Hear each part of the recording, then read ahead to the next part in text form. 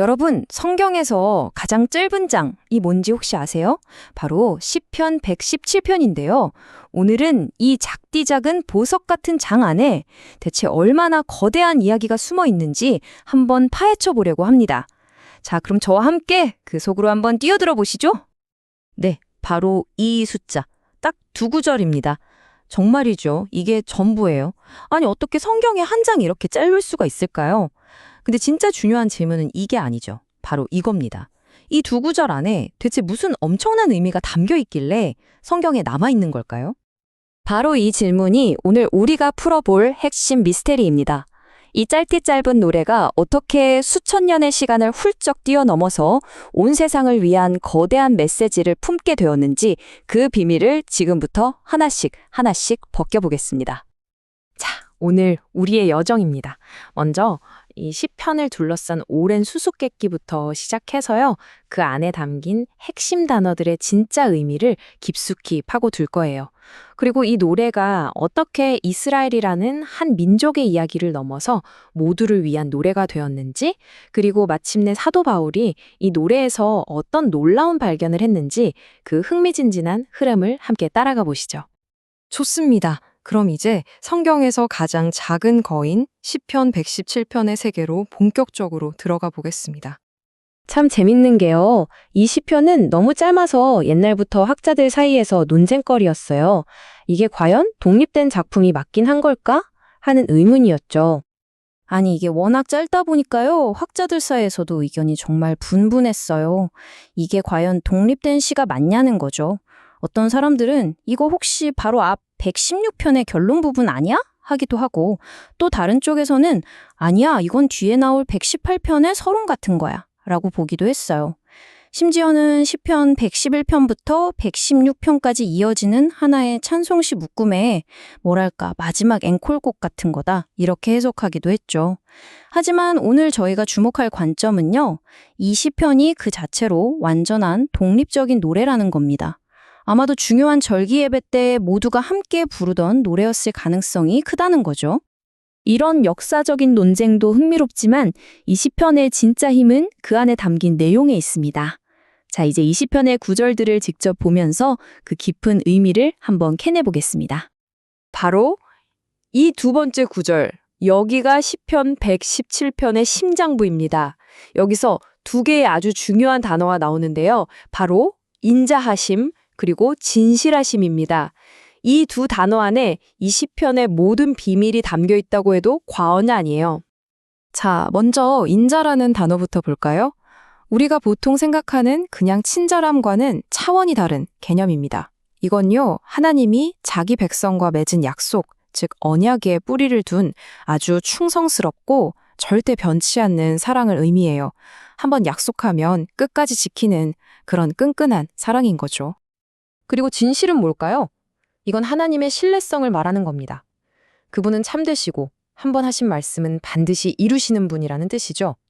그러니까 하나님의 약속은 절대 어긋나거나 흔들리는 법이 없다는 그런 굳건한 믿음의 선포인 셈입니다. 그럼 왜 하필 이 두 단어가 이렇게 중요하게 등장하는 걸까요? 그 이유를 제대로 알려면요, 우리는 시간을 거슬러 올라가서 이스라엘 역사상 가장 극적인 순간 중 하나로 가봐야만 합니다. 이 타임라인이 모든 걸 설명해 줍니다. 자, 보세요. 이스라엘 백성이 시내산에서 하나님과 아주 중요한 약속, 언약을 맺습니다. 그런데 말이죠, 돌아서자마자 금송아지를 만들어서 섬기면서 그 약속을 깨버려요.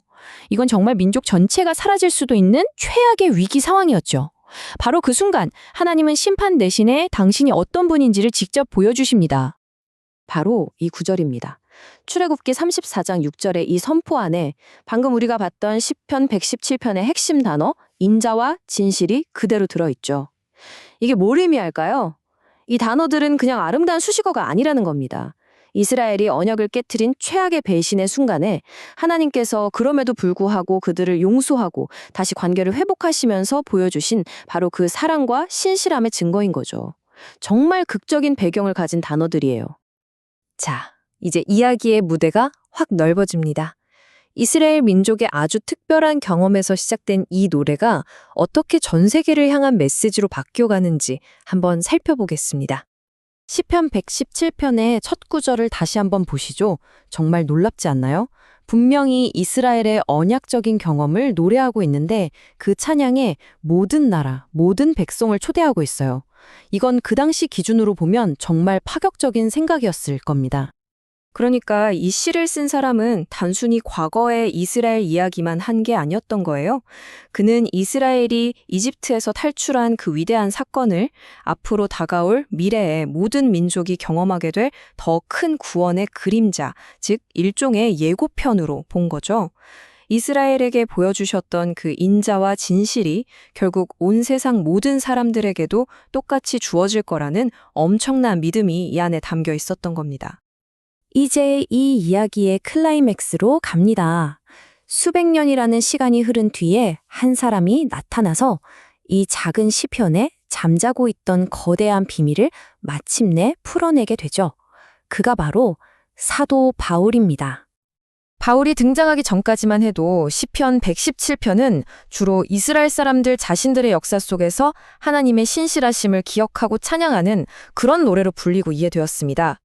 그런데 과연 이 노래가 그저 과거를 돌아보는 추억의 노래였을까요? 아니면 시대를 뛰어넘어서 미래를 향해 열릴 어떤 문을 숨겨두고 있었던 걸까요? 바로 이겁니다. 바울의 놀라운 발견이죠. 그가 로마에 있는 교회에 편지를 쓰면서 유대인이 아닌 다른 민족들, 즉 이방인들도 구원의 대상이라는 자신의 주장을 증명하기 위해 바로 이 시편 117편 1절을 인용합니다. 이 인용 하나가 시편 117편에 잠자던 거인을 깨운 셈이죠. 바울의 통찰은 이런 거였어요. 시편 117편이 모든 나라들을 부르는 것은 그냥 시적인 표현이 아니라 미래에 반드시 일어날 일에 대한 정확한 예언이라고 본 겁니다. 그리고 그 예언이 바로 예수 그리스도를 통해 성취되었다고 해석한 거죠. 유대인뿐만 아니라 모든 민족에게 구원의 문이 활짝 열리면서 말이에요. 바울 덕분에 이 작은 시편은 그냥 이스라엘의 옛 노래가 아니라 하나님의 거대한 구원 계획을 처음부터 보여주고 있었던 핵심 열쇠로 재발견된 겁니다. 정말 대단한 발견이죠. 자, 이제 마지막 결론입니다. 이 단 2구절짜리 시편이 어떻게 시간과 공간을 초월해서 이렇게 영원하고 또 모두를 위한 중요한 메시지를 담게 되었는지 한번 정리해 보겠습니다. 이 표를 보시면 한눈에 들어올 겁니다.